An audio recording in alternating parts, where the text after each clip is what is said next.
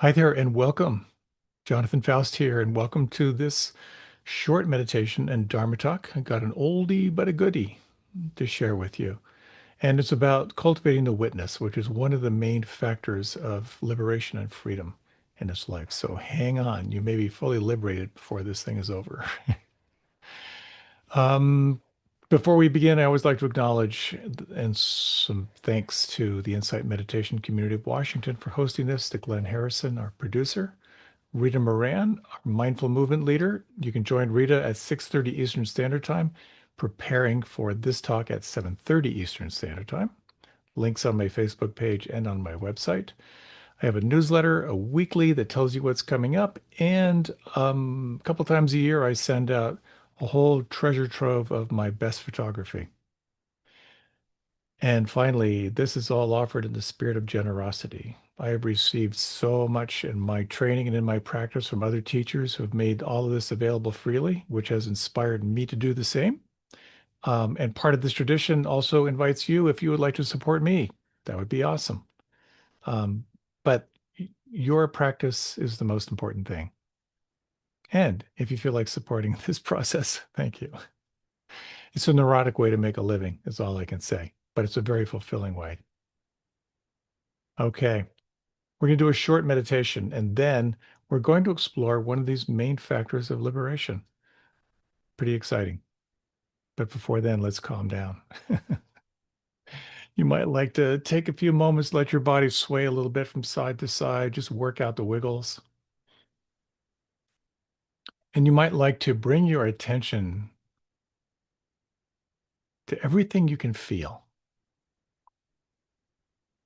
Sounds, the air touching your skin, the movement of the breath inside, smells, perception of light beyond your closed eyes.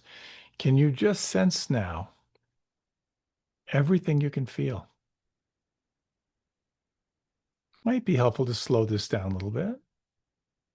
For the next three breaths, how much more can you feel the breath and feel the space between the in breath and the out breath?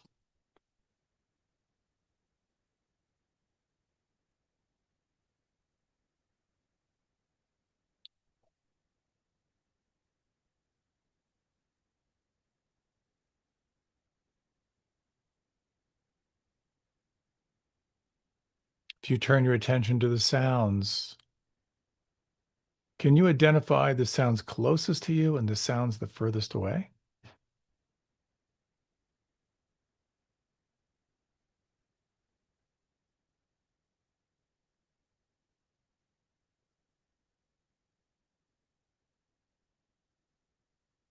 Opening your attention to touch from the outside, temperature of the air against your skin,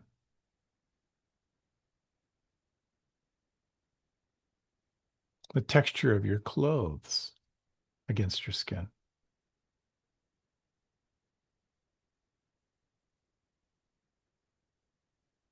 the points of contact between your body and whatever it is you may be sitting on or lying down on right now.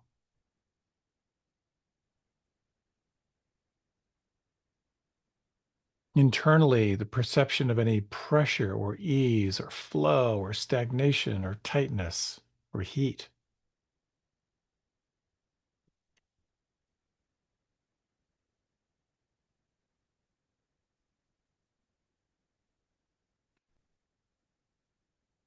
The sense door of taste. Is there any lingering sense of taste on your tongue?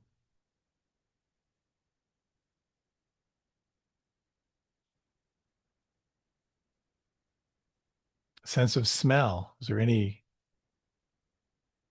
subtle or not so subtle odors that you can perceive?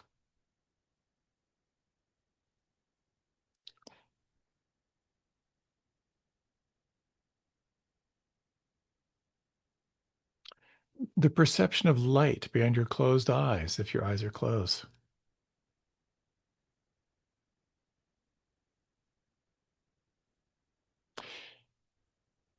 And can you sense this vast, wide range of sensations? And the brain, which is computing all of this data to make meaning for the mind.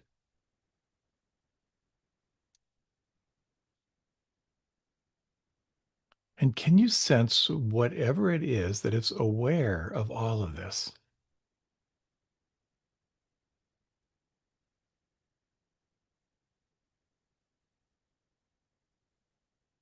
A little brief exercise, if you will.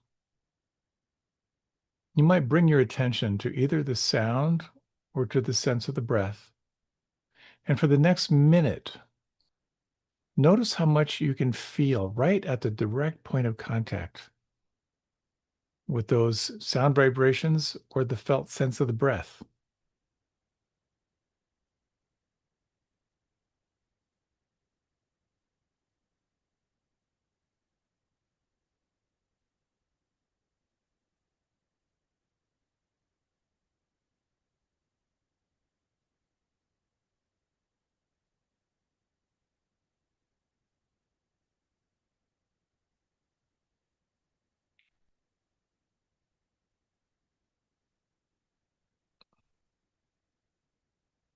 And notice, if you can, the effect of turning this awareness on the details of sensation.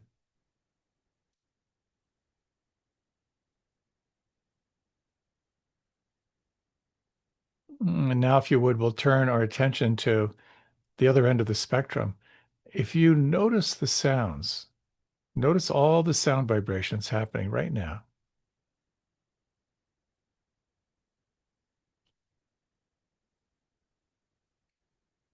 Can you sense the silence that holds all of these sounds?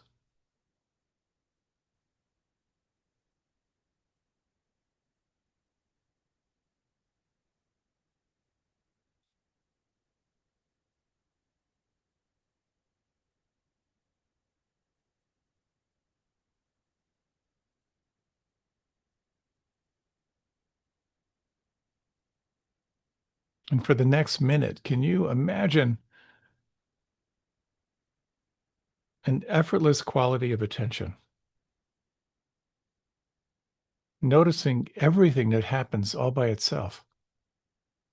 The stream of phenomena, sensations, thoughts, moods, states, watching and allowing.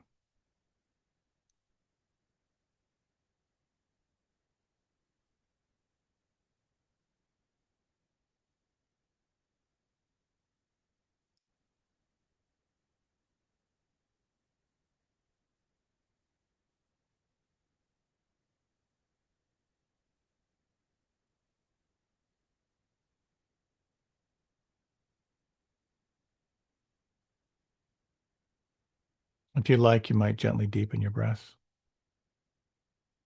and let your body stretch and move.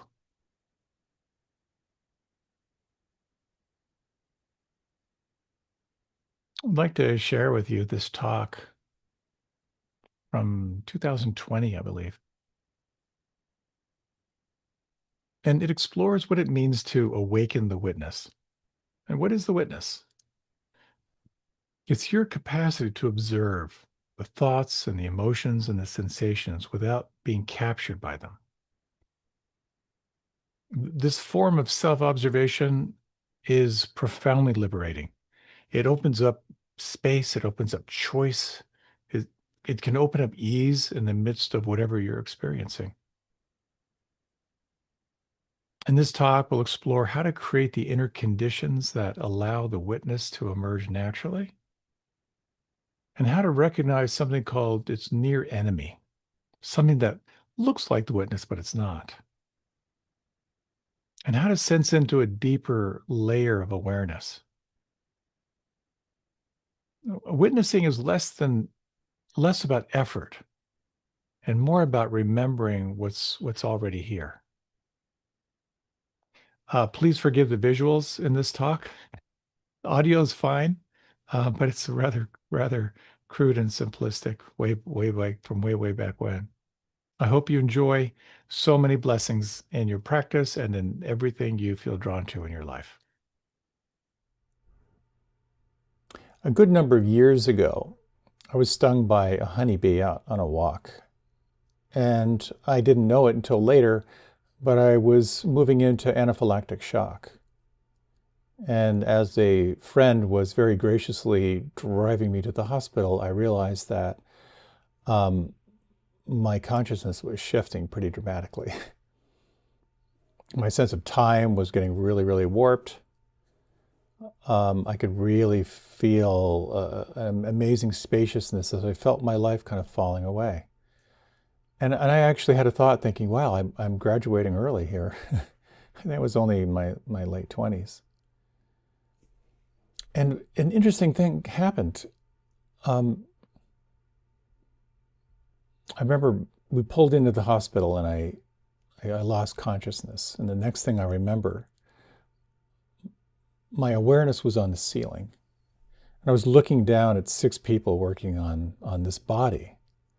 And I remember everything they said. You know, I want the IVs wide open, calling out blood pressure and so forth. And just watching this, and I remember thinking, that's just a slab of meat there on the table. And I remember thinking, it's the only way they're bringing that body back is through some kind of God's grace. It was at that moment, it was like I felt like I fell from the ceiling into my body, and I heard the doctor's doctor's voice in my right ear saying, he's back, we got him.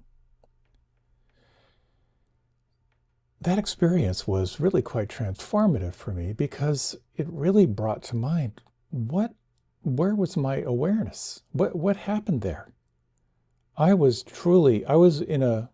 awareness was initially not even aware that was my body. It was kind of like non-local awareness on the ceiling. It's a pretty extreme example, but it points towards something I'm excited to share with you, which is this whole idea of the witness or witness consciousness. You know, you can be aware of your thoughts while you're thinking them. You can even be aware when you're in the sleep state. If you've ever had that sense of where time and space get really disoriented, maybe you're asleep on the couch and you can hear all the sounds around you, but you feel like you're 30 feet underwater. You can even be aware when you're dreaming. If you've ever had a dream and you're aware you're dreaming it, it really points towards something beyond just these 3 states of consciousness of waking, sleeping, and dreaming. Some traditions refer to it as witness consciousness. This capacity to be not just aware of your thoughts or your state or your dreams, but something that really points toward what it means to be fully awake. So when you can access witness consciousness, you're awake to what's happening, kind of free of reactivity, or to be aware of your reactivity. But it also points towards something kind of esoteric. You know, what does it mean to be really free inside? So I'd like to talk about, as I usually do, 4 parts. The first part is this concept of mindfulness, oftentimes referred to as present moment self-observation without judgment. I'd like to talk a little bit about how do you create the optimal space to shift your consciousness to this place of the witness, that capacity to observe. In part 3, I'd like to talk about kind of the near enemy of being the witness. These states that kind of look like the witness, but they're not really the witness. And in 4th, I'd like to point toward kind of beyond the practical element to being the observer of your experience, to something a little more esoteric, which is pointing toward awareness itself. So, I spent many, many years living in an ashram, and the inspiration for our ashram was this great teacher, Swami Kripalu. Dedicated his life to practice from an early age, 10 hours a day of meditation in silence for 19 years. It was the real deal. He lived in the ashram in the States for 4.25 years. And before he went back to India, really at the very end of his life, really to die, one of the one of his students asked him, what's the highest quality of a spiritual seeker? When I heard that question, I pretty much thought the response would be, whatever you're enjoying, stop it right now. Knuckle down, work harder. Well, what he said really surprised me. He said the highest quality of a spiritual seeker is self-observation without judgment. That kind of blew my mind. And I'd like to invite you, if you're open, to try this on just for a few moments. If you like, you can close your eyes and take 3 slow, deep breaths. And take a moment as you relax inside. What does that point to for you? The highest quality of a spiritual seeker is self-observation without judgment.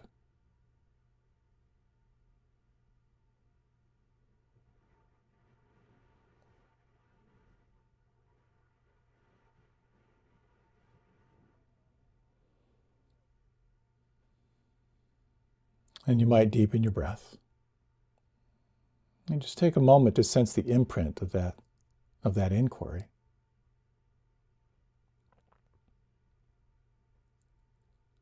What does it mean to be self-aware?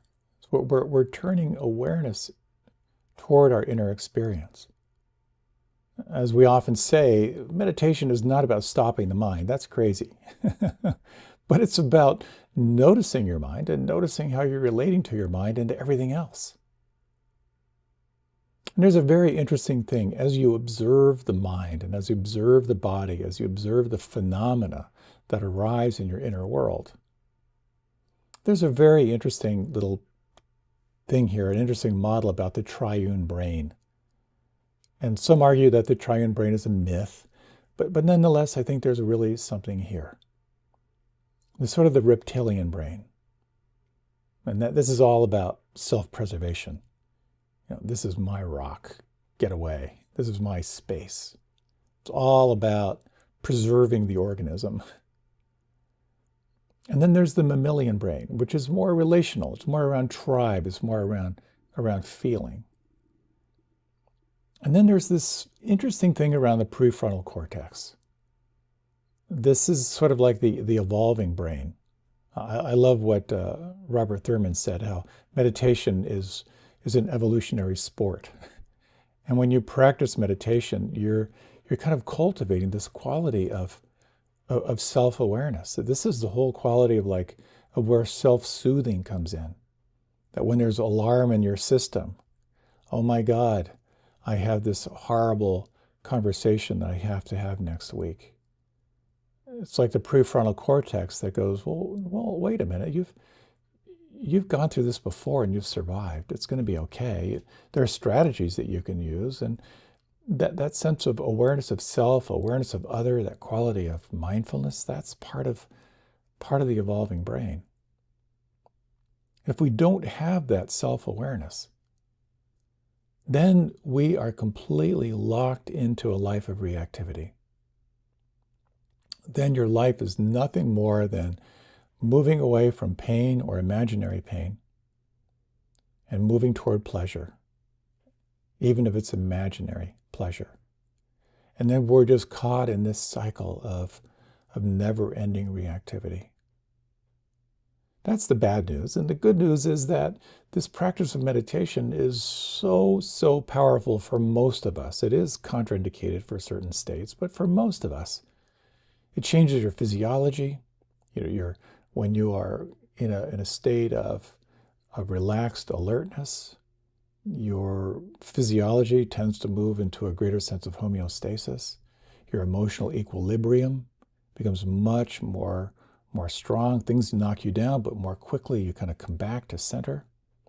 Your mental acuity, your awareness of the mental process is so powerful, your sense of intuition, all that stuff. But one of the great benefits is that in mindfulness, that you're less reactive to life. and you're more responsive to life.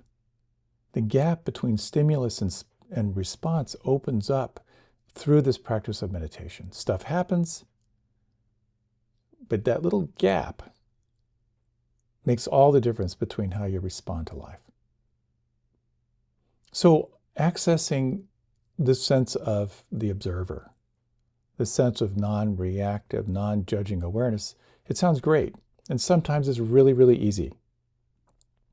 My wonderful wife, who I adore, goes completely belly up when it comes to technology.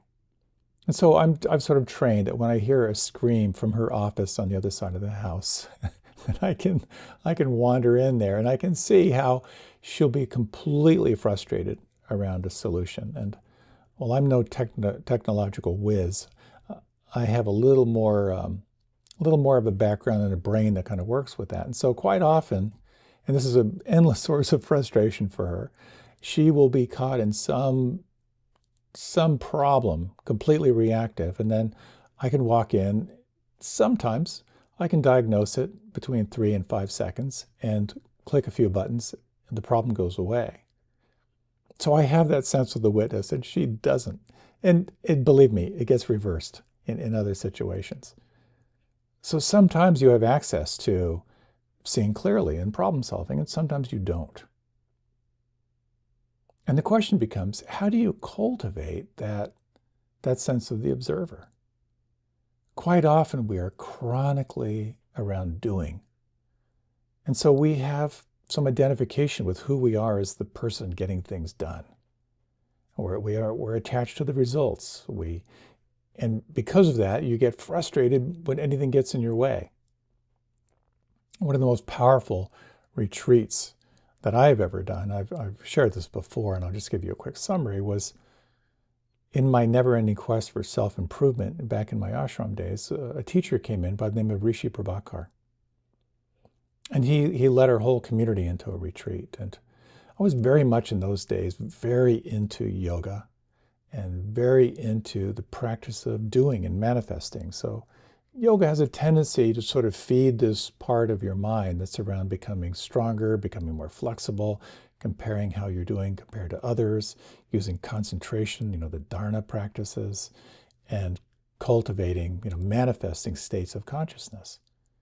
But in this retreat, when he began this introduction, his little opening talk on our 3-day retreat was, he said, for this retreat, I want you to do nothing. I remember I very studiously wrote that down. And he actually saw me, because I was sitting up front, because I wanted to do this right. He saw me writing it down. He said, no, I want you to do nothing. So I wrote it down and I underlined it. And then he said, put the pen down. For this retreat, I want you to do nothing. 3 days of doing nothing? And I remember very distinctly sitting there, and we were doing techniques. We were doing breathing, pranayama techniques, and so forth. But the meditation was a do-nothing meditation. I remember very clearly looking to my right and wondering if I was doing nothing better than she was doing nothing. But it's interesting how that retreat, by the way, was one of the most profound retreats I've ever taken. I had a level of relaxation I just have never really touched into before. But what I noticed as well was in that state of doing nothing, I became more aware of what was happening. And there, of course, is this cascade of phenomena that are happening all the time, this kind of explosion of all the outer data of sensations, everything that's happening around you, everything that's happening internally as you're responding and reacting to what's going on. And this is where this practice of noting or labeling can really come in handy sometimes. And some traditions really embrace this practice of noting or labeling. Sometimes I find it to be an exquisite practice of sort of disidentifying from what's happening and really being the sense of witness. And sometimes, to be honest, it's a really irritating practice. And it's just not what I need. But I want to share with you a little bit about how this works. And then we'll just kind of try it on. You might find it helpful sometimes in your practice. The idea of noting or labeling is to notice what's happening and then name it. And you can name it just in a word. And there are a couple of ways you can do this. One is more generic. One is the sense of like just noticing when there's thinking, just to say thinking. You just note that internally, thinking. And if you're aware of sensation or mood or emotion, you can just label that as feeling. So just sort of that sense of like thinking and feeling. And what happens is when you name it, as they say in some shamanic traditions, if you name a fear, you take its power away. And maybe you don't take it all away, but you do kind of create some space between it and you. And sometimes just naming it, what you're aware of begins to dispel. You see the impermanence around it. You can explore noting and labeling in a way that's a little bit more granular. For example, if you're noting like the quality of a feeling, a sense of heat, or tingling, or clench, or softening. You can also notice the quality of thought. If there are thoughts that are tinged with anger, you can notice anger or sadness. Or you can name a state of restlessness or sleepiness. So we'll do just a few minutes of this practice. And then I'm going to offer yet a third way you can explore this practice of labeling or noting and see how it works for you. So if you like, again, you can close your eyes. And you might take 3 slow, deep breaths. Notice where you feel the breath on the inside.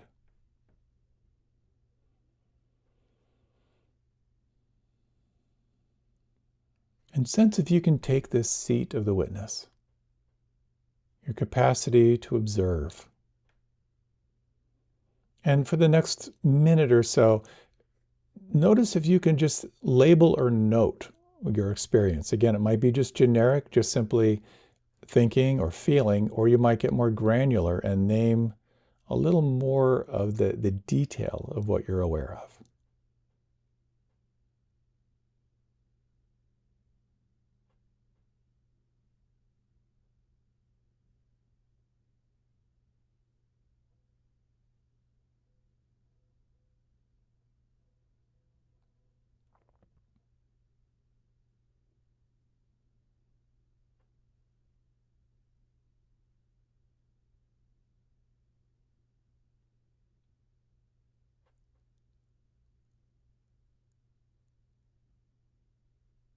And you may notice how when you practice labeling or noting, it can have a way of kind of clipping the proliferation of thinking or the proliferation of feeling. It kind of brings you back a little more quickly to this sense of the observer or the witness. Another way you can practice this is to use the words are happening or is happening. For example, sounds are happening, or breath is happening, or thinking is happening, or anger is happening. And again, might continue just for another 30 seconds or so. And just try this on.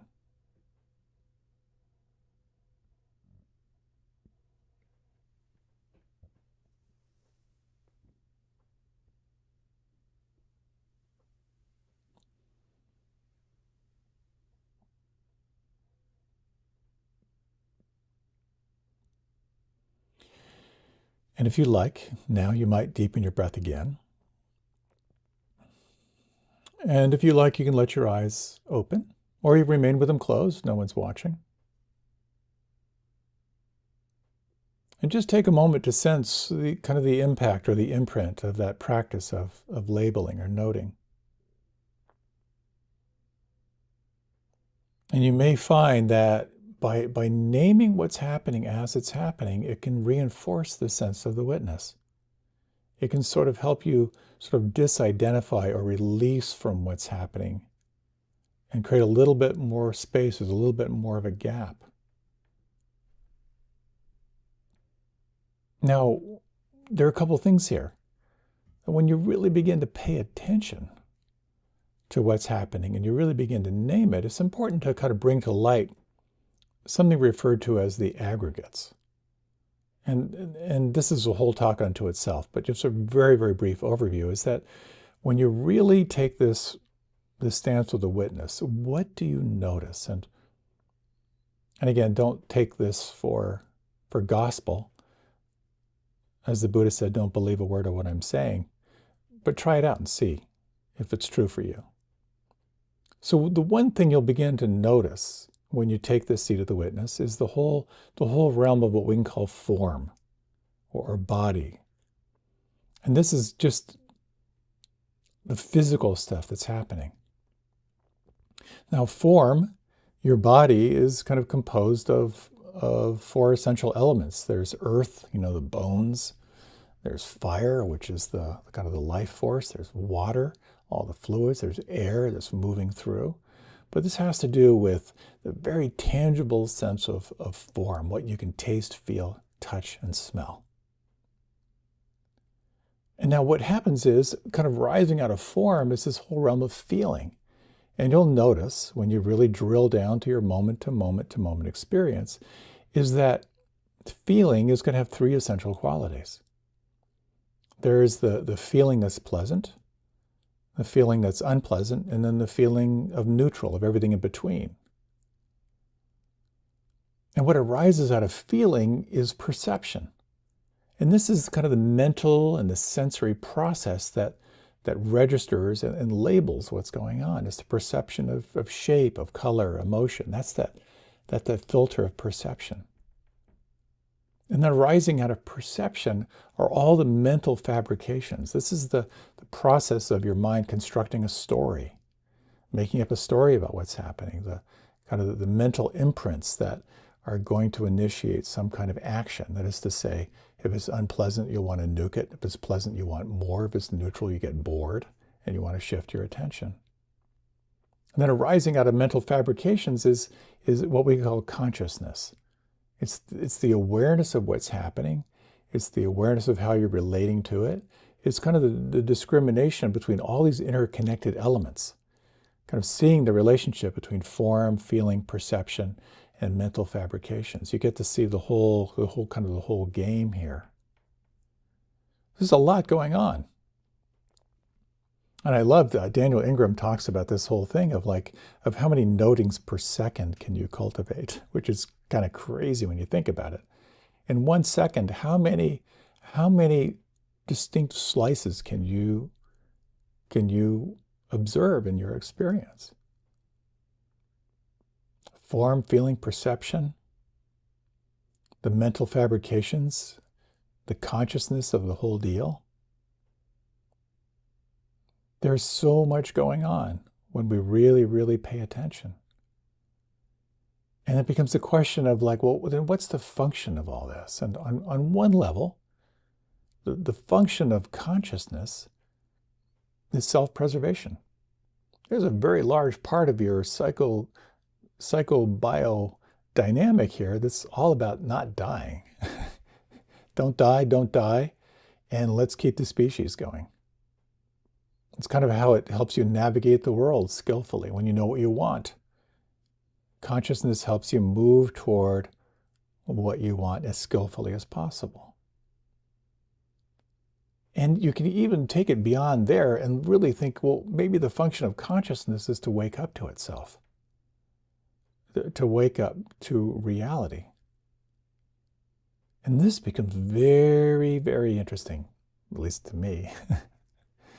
It's about waking up from your story to find out what's real.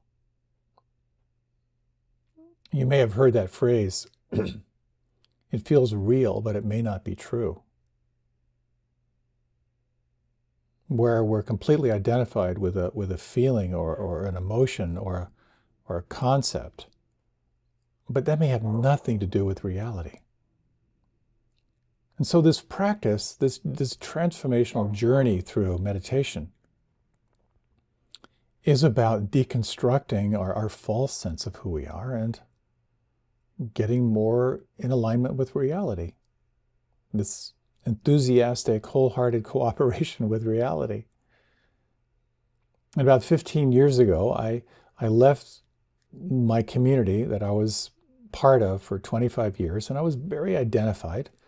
I was a teacher, a spokesperson, a fundraiser, a representative, at one point the head of this organization. Then I moved down here to Washington, D.C. I didn't know anyone. No one knew me. And because I didn't have a job and I wasn't sure what I was going to do, I had the luxury of intensifying my practice for a while. And the natural byproduct of meditation is you become more aware, you become more sensitized. And I kind of watched this deconstruction of this old persona.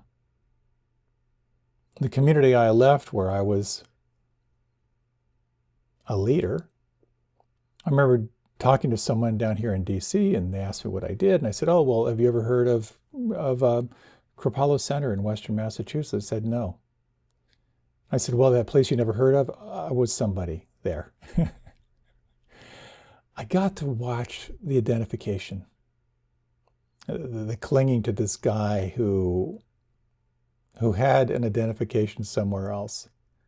And over time, and it takes time, something began to arise out of that, who I was without that identity. And this is what happens when you begin to engage into practice. This is what happens when you give yourself fully to getting real.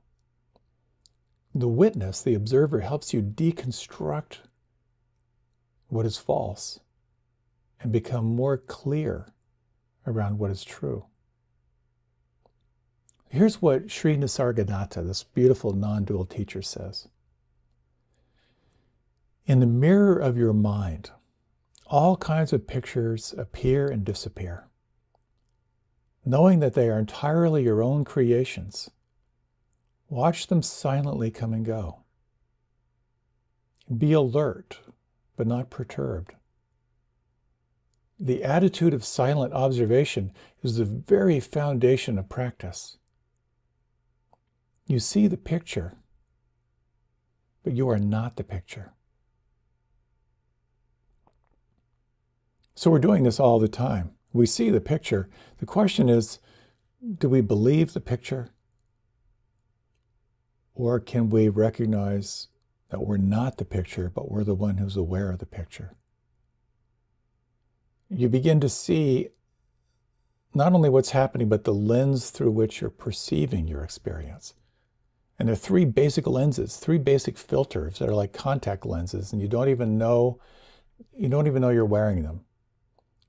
And those three filters are greed, hatred, and delusion. Either you're looking through the lens of wanting and desire, or you're perceiving through the lens of aversion, of pushing away, or you're viewing through the lens of confusion. You're not seeing clearly, or you are seeing clearly.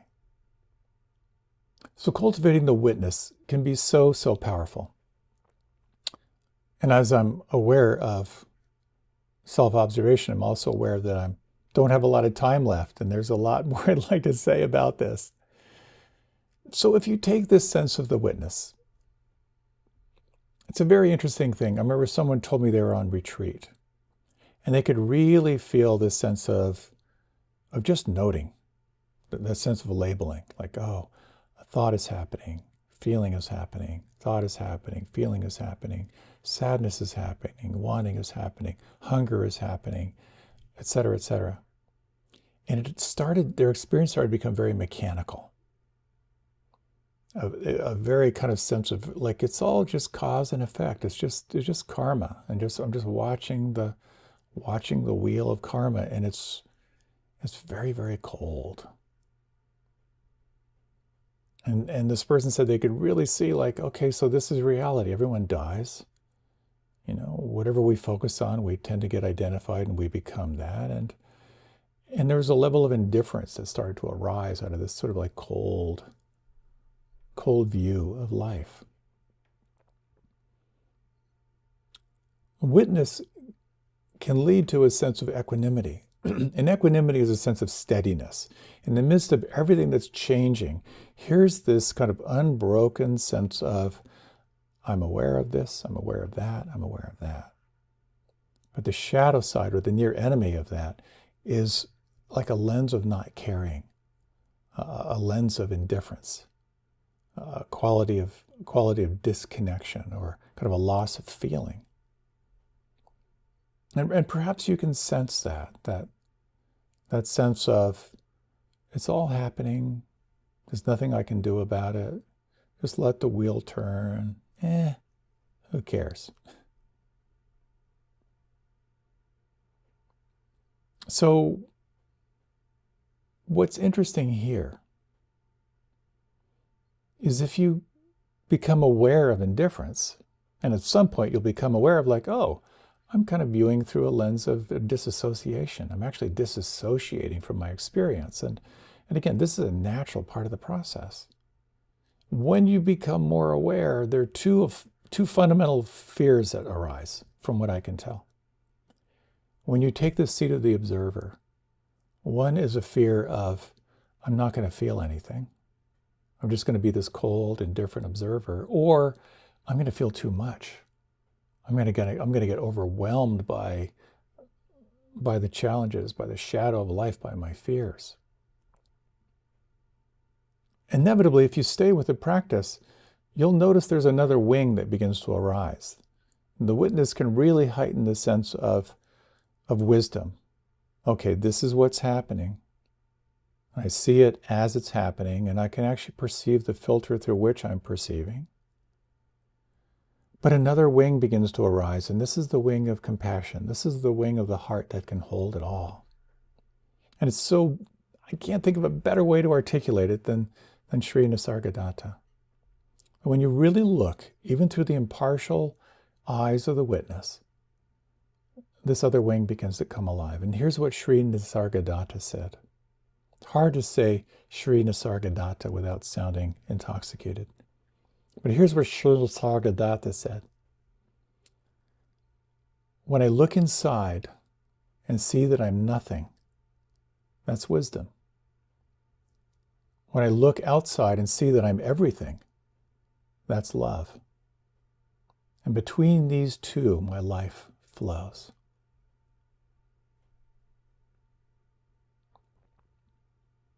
We see the inherent emptiness of phenomena rolling on. That's wisdom. And when we realize that everything that's happening is really who we are as well, that can spark love, compassion, kindness, empathy. So you may be familiar with the acronym of RAIN. Recognize, allow, investigate, and then nourish what you find. So when something arises that feels really, really difficult, strong sensation, strong emotion, strong mental state, you name it, you recognize it. Oh, here's that existential dread. That's recognizing, that's wisdom. Then you ask yourself, can I be with it? And here, this is something that I say this over and over again, but it's so, so important. Can I be with it? And listen, because sometimes you can't, because you're going to lose the witness.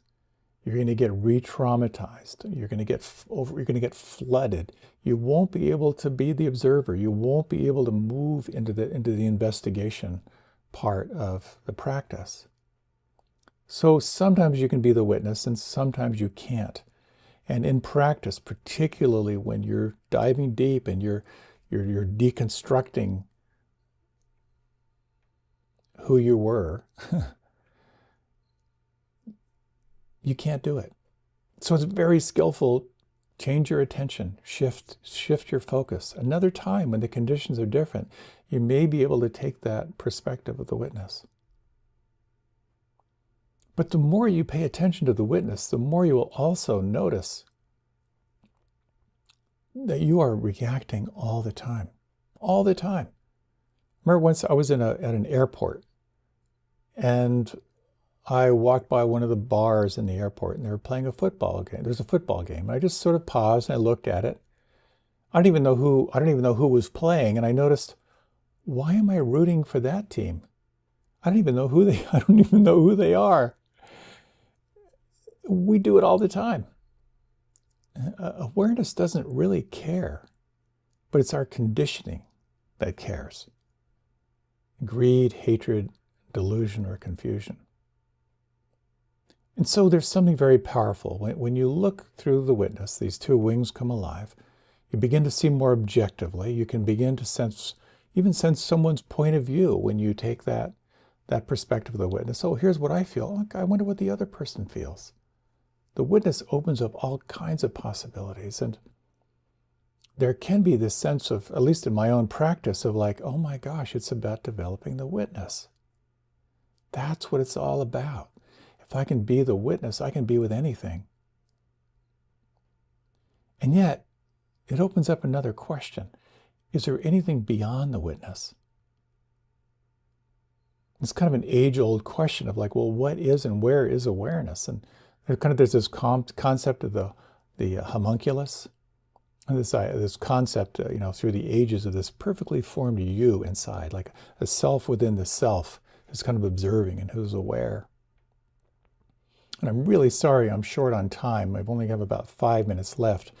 But I really want to point toward this because I find this so powerful. You will identify with your body, especially when you're at the dentist. You will identify with your emotions, especially when you're angry. And you'll identify with your mind pretty much all the time. But what is it that's aware? So here's an interesting thing, and I may have to do a second talk on this because this kind of gets me excited. If you like, you can close your eyes, and this may be close to our final meditation here. You might slow down and deepen your breath. Maybe draw your shoulders up toward your ears and just take a long deep breath, hold the breath, and then just drop your shoulders.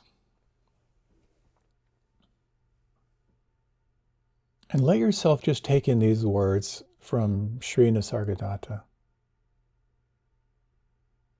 This is 2 sentences. As you watch your mind, you discover yourself as the watcher.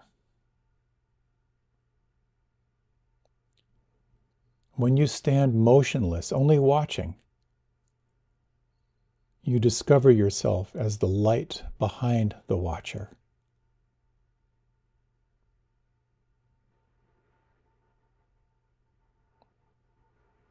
And can you sense, if just for a moment, who you are as the light behind the watcher, the light behind the witness?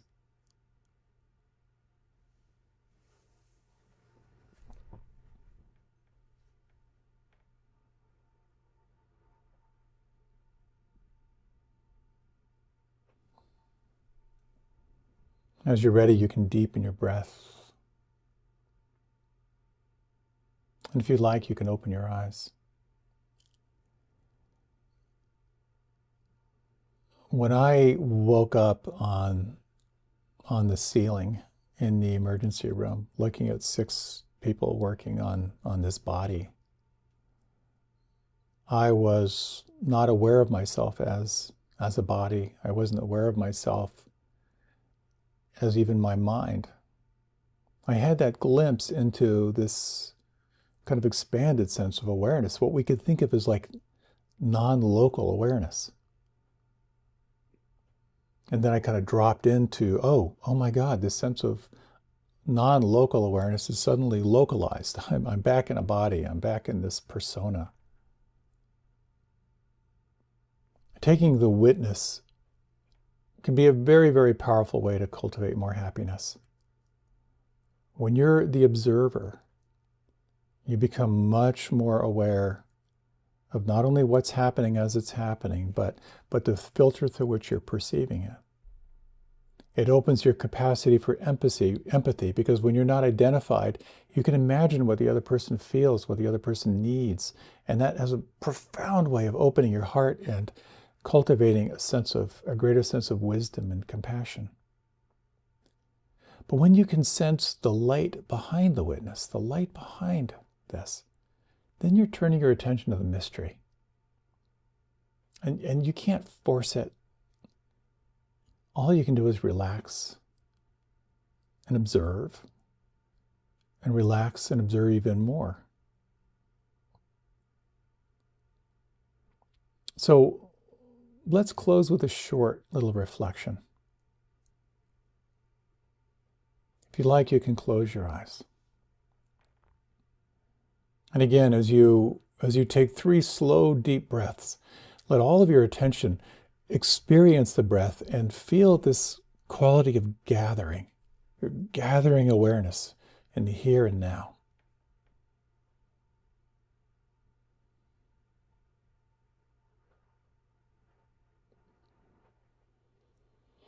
And as you are awake to your breath, can you imagine this seat of the witness?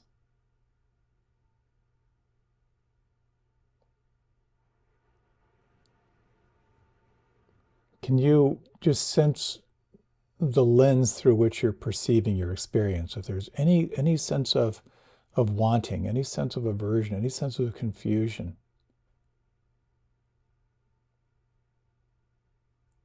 can you, if just for a few moments, open your awareness 360 degrees to everything that is changing and sense what it's like to rest in presence? You're deeply relaxed, and at the same time, you're alert.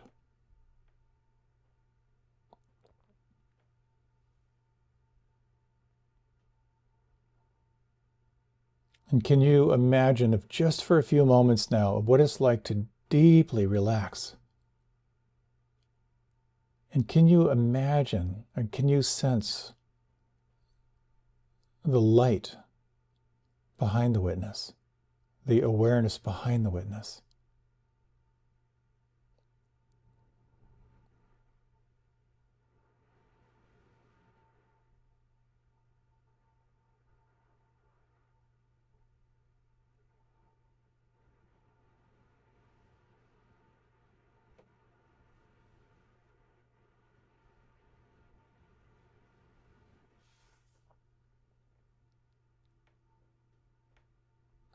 Reflecting on these words from Sri Nisargadatta, and just sensing who you are as a being of feeling and as a being of awareness. Consciousness does not shine by itself. It shines by a light beyond from which it appears, which gives it being. Don't be all the time immersed in your experience.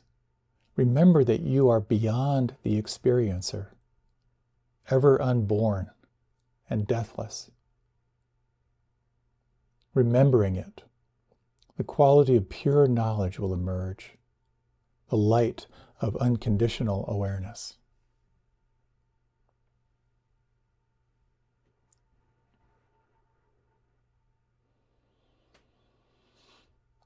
You might now deepen your breath. If you'd like, you can open your eyes.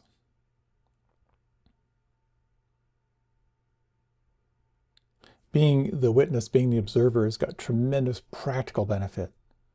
You will be less reactive. You will be more responsive. You will be guided by wisdom and by greater empathy and compassion. And it also points toward this sense of sensing who you are unconditioned. Your access to who you are beyond your experience, beyond the witness. And I find it helpful to remember that we can't make those moments of sensing the light behind the witness. You can't make that happen. but you can cultivate the most optimal experience you can, which for me is this sense of deep relaxation, that quality of alertness,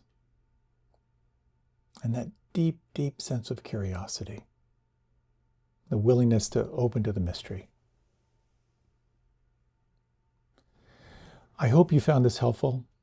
I so enjoy sharing these practices and how they can be truly transforming in our lives. Thank you so much for your time and attention, and may you and your witness have a wonderful, wonderful time from here on. Take care. I look forward to seeing you again.